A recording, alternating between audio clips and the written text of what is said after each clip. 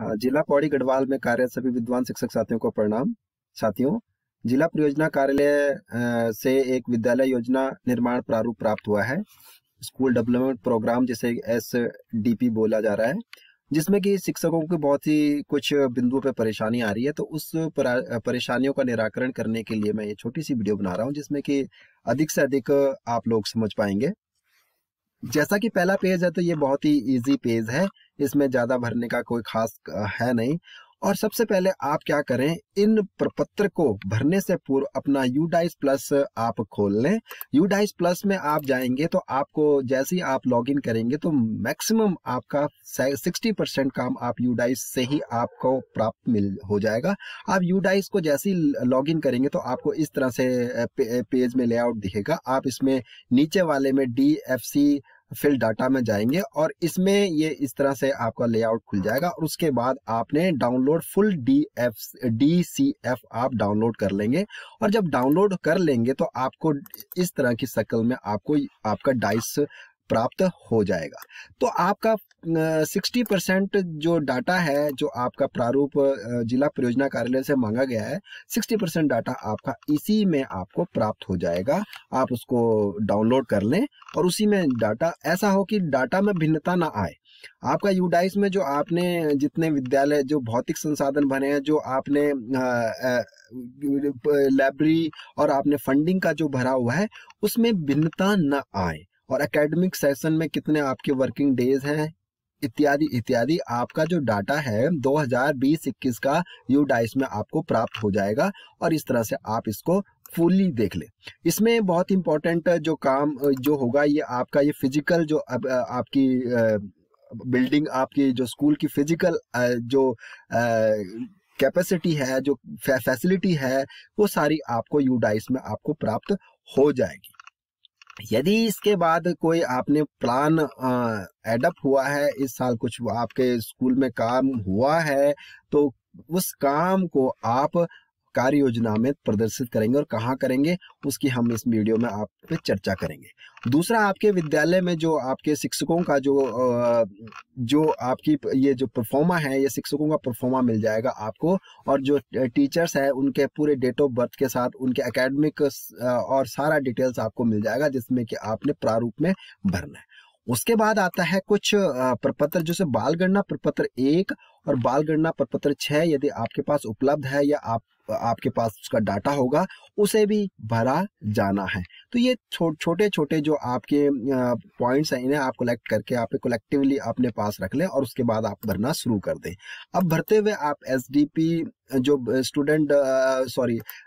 जो आपका school development programme है, ये दरअसल ये प्रारूप जो भरेंगे आप, सारा आपको डाइस से प्राप्त हो जाएगा। अब बात आती है, हम ये वाला आपका बाल गणना से प्राप्त हो जाएगा और इसमें कोई खास बात नहीं है।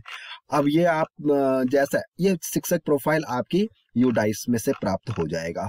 उसके बाद मुख्यालय में ठहराव का विवरण, ये थोड़ा सा अलग है। इसमें आपने, अगर आप स्कूल के सेवी क्षेत्र में ही लिख रहे हैं, तो आप मुख्यालय से स्कूल की दूरी आप 1 किलोमीटर, आधा किलोमीटर जैसा लिखते हैं। और अगर आप विद्यालय रोज आना जाना करते हैं, किस माध्यम से करते हैं, उसमें आप इस पे लिख लेंगे। इसमें क्रम संख्या में आप शिक्षकों के नाम लिख लेंगे और उनके क्रम संख्या लिख लेंगे, उनके नाम लिख लेंगे और कैसे वे अप डाउन कर रहे हैं, या उन्होंने विद्यालय परिसर या विभाग द्वारा किसी जो जिसमें वो ठहराव कर रहे हैं, वो मुख्यालय भवन उनको विद्यालय से प्रदान हो रहा है। कई टीचर जो है, अगर विद्यालय में रह रहे हैं, तो वो विद्यालय का नाम ही और मुख्यालय से उसकी दूरी जो है शून्य लिख देंगे, जबकि ऐसा विद्यालय में ठहराव का इस तरह से कोई भी प्रावधान नहीं है।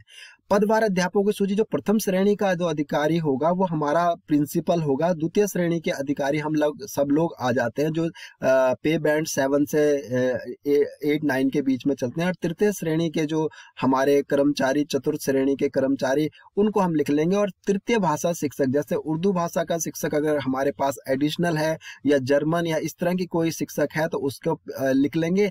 PET टीचर अगर हमारे हैं, जो शिक्षा मित्र या इस तरह से जो कि परमानेंट नहीं है, उनको हम यहाँ पर लिख लेंगे जो आपके। और उसके बाद हम अकेडमिक पद जितने हमारे विद्यालय में है वो लिख लेंगे और अन्य पद जो है और कुल पदों की संख्या लिख के उसे कंप्लीट कर लेंगे।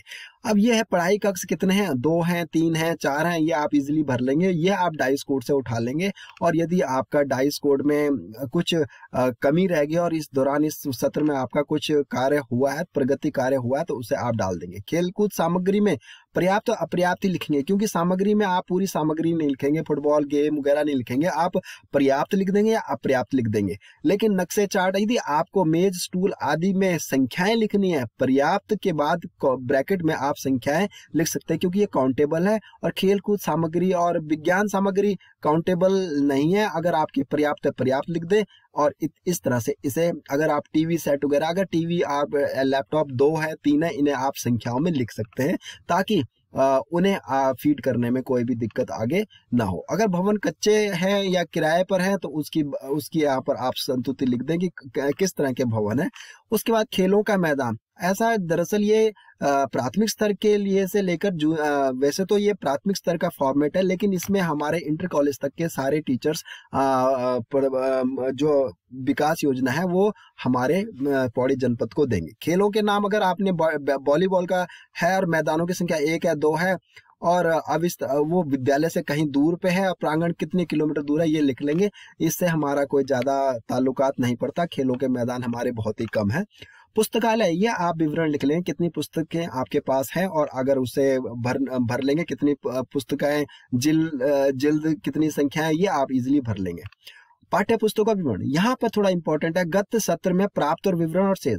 अगर हमने बच्चों को पाठ्य पुस्तकें बांटी हैं और बच्चों को 250 रुपए के हिसाब से प्राप्त हुई है, तो आप प्राप्त जितनी किताबें लिए वितरण कर दें और शेष शून्य दिखाएं। और गत सत्र में शेष, कुल प्राप्त और वितरण और शेष, इस तरह से गत सत्र और इस सत्र में दोनों दिखा दें, क्योंकि बच्चों को अगर किताबों का पैसा है तो उसे दिखा दें। यदि कुछ अधिक पैसा आपके है तो अधिकता आप उस बच्चों किताबों के अधिकता में आप किताबों के 250 रुपए में जितनी किताबें होती हैं 5-7 जो भी किताबें आप यहाँ लिख लेंगे। और कितनी कमी है, यदि आपके पूरे बच्चों के पैसे नहीं आए तो कमी किस बच्चे के नहीं आएगा, तीसरी क्लास के बच्चे के कमी है तो तीसरी क्लास की 5 किताबों की कमी लिख देंगे। और किए जाने वाले प्रयास, आपने क्या किया है, कमी और किए, अगर कमी है तो उसका क्या प्रयास किया, उत्तरदायी व्यक्ति का नाम आपने संस्था अध्यापक और संस्था के जो भी इस किताबों के वितरण और उसमें संलग्न है उनको आप उस पर लिख देंगे। दैनिक साप्ताहिक, ये जो है ये हमारा ये जो है स्क्रैप बोलते हैं। स्क्रैप मतलब कि जो हमारी रद्दी या हमारे विद्यालय से कोई रद्दी रुद्दी अगर हमने बेचनी है और बेच के हम उसको जो अनुमानित आय हम लिखते हैं और उसके बाद उसको बेच देते हैं और उसकी जो राशि है उसे हम विद्यालय प्रबंधन समिति के खाते में जमा कर देते हैं, उस पर ये विवरण आप भरेंगे, अन्यथा की स्थिति में इसे रहने देंगे।